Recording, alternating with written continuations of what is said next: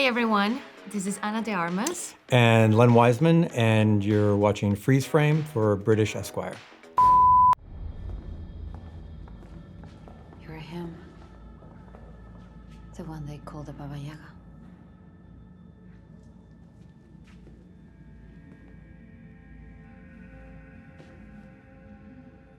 The students all talk about you.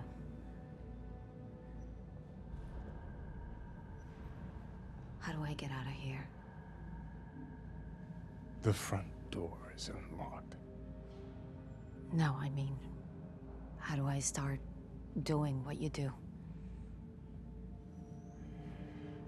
Looks like you already have. That door will lock sooner than you think. You can still leave. You still have a choice. Why didn't you leave? I'm working on it.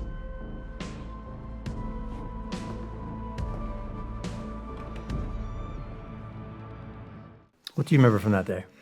That was the first scene I shot with Keanu. Yeah. That was the first scene we did together. And I was quite nervous, actually, because, it was the first time back on set with him. And it was just, it was kind of like it was kind of cool to have the character, to this be the first scene and the character and him meeting for the first time. Yeah, I was really looking forward to this, because this is really a parallel movie.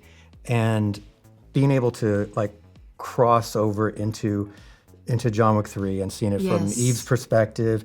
And also for me, there was a lot of like, I want it to match exactly to the scene that was happening, every single, scar and whatever that of course he had. And then it's so important because it's what really sets the morality and just the choice that Eve is gonna make, and the fact that that's coming from John Wick. Yeah. I was very excited about it, wanted it to work perfectly, and I loved you guys together. It's kind of haunting. Yeah, it is. But you know what I mean? Yes, it's it is. beautiful, Like, but haunting. She's just meeting this, legend, this mysterious man that all the kids are talking about, and this is her opportunity to just, ask him for, Yeah. And I love that it was an insight and advice or something, and he's just like, just go. Because he's also, he's on his quest and kind of journey out, and Eve is wanting to get in, and it's just, they're such different markers of periods in their journey, and he's giving her a sense of a warning. I think that's why it has a haunting of it's really setting up, there's choices here, there's consequences, you don't have to go down that path. Yeah. Which comes full circle for us. For me, joining the franchise was just a really special opportunity, because I loved the John Wick films, and I loved what Keanu and Chad and everyone had done with the franchise and that world. So on top of that, knowing that Keanu had, has always been very supportive of us continuing with this story, with our movie, and being in it, supporting us, is just, it was really cool. And I think, at the time, the character was trying to find guidance and trying to figure out a little bit more about the world. Like, she felt like she was ready to go. Mm-hmm. And you can see, like, there's so much respect, the way she approaches him, and there's this kind of like tempo and like tone. Yeah, it's just, when there's, you always have this is, the scene is very important. And so as it unfolds, you're like, does it have, you can't even really explain it, like, does it have the weight and the kind of mysticism and magic and everything in it? And I think the way that it's just kind of folded into the conversation, I was really excited about. It was a great way to kind of start off before you're really diving into your path, to get that, like, even with a warning from somebody like John Wick, which everybody knows about his situation, you still choose to go after. Oh, it says a lot about her character, Yeah. who she really is. Like, she won't take a no for an answer. Like, she's on a mission, and she's just, her willpower is infinite. Yeah. There's a lot of, in terms of even where it takes place, of wanting them to have their own, it's a private moment that's pulled away from everything that's going on at the Roscaroma. So just even picking like the location was important for it to have its own kind of, reverence about it. And it's just even the way that Ana approaches is even in the body language and the kind of the way that it's almost like going to a tiger. Yes. To kind of, is it okay to have this conversation? He is kind of because I have some questions. Being. Was the tone that I wanted, and to balance to where she's not afraid, but there's also to have respect for what, So that's what was on my mind. You just made everything a whole lot worse. Those people that you're looking for are surrounding this hotel right now, hoping somebody breaks the rules and takes the bait. I think they were hoping that somebody was gonna be you. Now you've just made them antsy.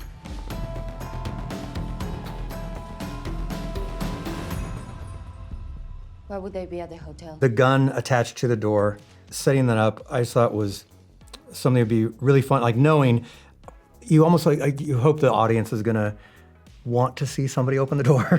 After you see that, you go, oh, that's kind of clever. Okay, oh, I hope someone comes to the door. Yeah. I want to see how that works. They just want me dead to get to her.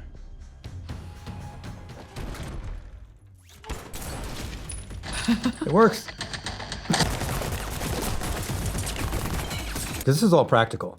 So this whole set is just lighting up. How was that fixed? This is one of the first with like all the squibs and everything of, do you ever get like the tension of like, okay, we've got one real take basically, and then everything. Yeah. I actually love when every time we did this because it's just so immersive. Like you're really in it. You don't have to pretend to be like, anything. Yeah. Because it's really like things are flying around. Because I love this. you. I love this move right here. That is the actual reaction of, because when it is real, you if it was CG or whatever, you don't get the actual reactions. I love the tension, but also kind of like the irritation of like the other one that goes off. You can't do that as like green screen and go, okay, boom, boom, boom, boom, boom. What I liked is that, for what in the film we did like the choreography was not only about the fights. It was not only about combat. Everything was planned. Everything was organized. These guys were coming through the door at the exact time that the camera was moving in, and Norman was hiding here, the other show. Everyone was like had to be in the right place at the right time. Like everything was coordinated. Everything was like, Yeah, because we did this before we did the practical, before we lit up all the squibs and blew up the room. But we ran through this, just the numbers and everything, quite a few times in rehearsal.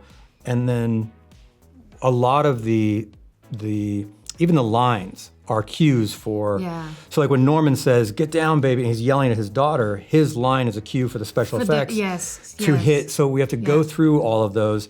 And if Norman doesn't do his line when he's turned that way, something will explode in his face. So we go through it many, many times. Yeah. And then once you're like, okay, we're going for it, it's just a lot of fun. Once you destroy the room, it's done. That's it. Yeah.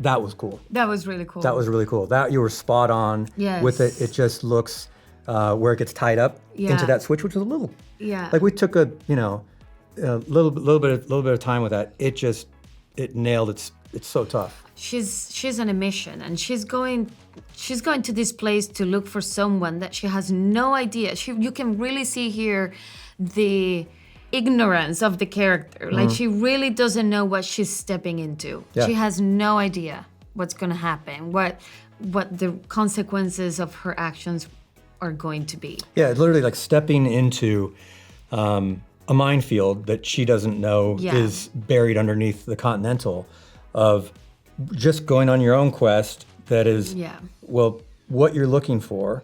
Do you realize what all the stuff that's going on without you. This just has to do with you've stepped right into like the devil's den. But also like just trusting that, oh, no business will be conducted in the Continental. Like, well, says who? Says who, It's yeah. been done before. Yeah. Like, and she's just like thinking that, oh, I'm just here. Well, I'm not gonna give away what happens, but yeah, it is a very kind of like another moment of seeing the character processing, like, oh shoot, this is how it works. This is the real. We're not at school anymore. This is not training anymore. This is the real. And what's interesting with Eve, John Wick, we see him. He knows the rules. He knows everything of the Continental and everything, and we're learning it as the audience. Eve is really, from the audience perspective is experiencing those things in dramatic time. Yeah. Of like the way that, when people break the rules and and everything that's set up. I do like that we're applying the rules that people are familiar with, but with Eve's character, it's the first time in a very kind of shocking and dramatic way. Yeah, and I love working with Norman. Yeah. He's just the coolest guy. He is the coolest guy, really and is. just the way he just hold his gun and I say that. So I say Norman is cool because he doesn't think he's cool. Oh, he's really cool. He's really cool, but that is such a thing. He doesn't even know how cool he is. Yeah, and also something really important about this scene is like Eve is meeting here two characters that will literally change her life.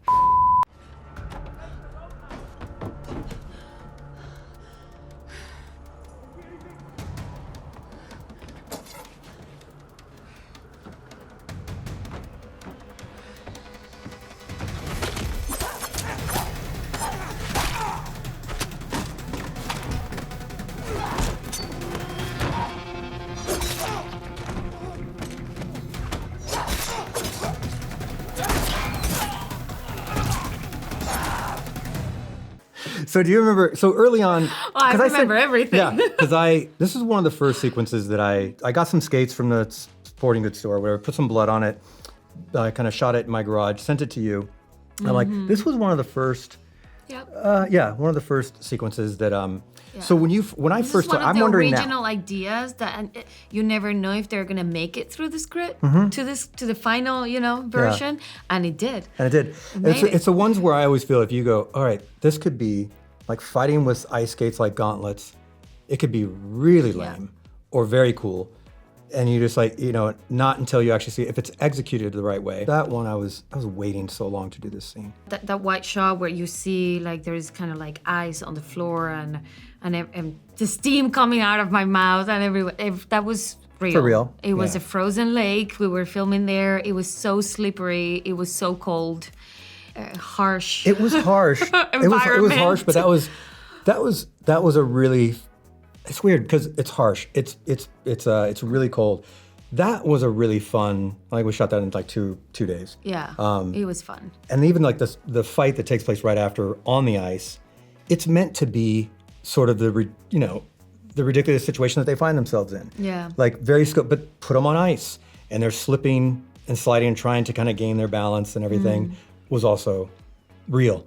Yes. Yeah. I mean, what I like about it is like I wanted to, as the movie goes, I wanted to feel in the character like the exhaustion and how much effort she's really putting into this for her own survival and to actually complete what she's there for. And it's just like at this point she's just so exhausted already and so overwhelmed with everything that's coming at her in this crazy town. And to get here to this point, and you can see her again, as she always does, finding whatever's around her and turning into a weapon, like the ice pick here, the ice skates. It's like just the inventiveness and the creativity with the fights. It was so much fun to come up with these things.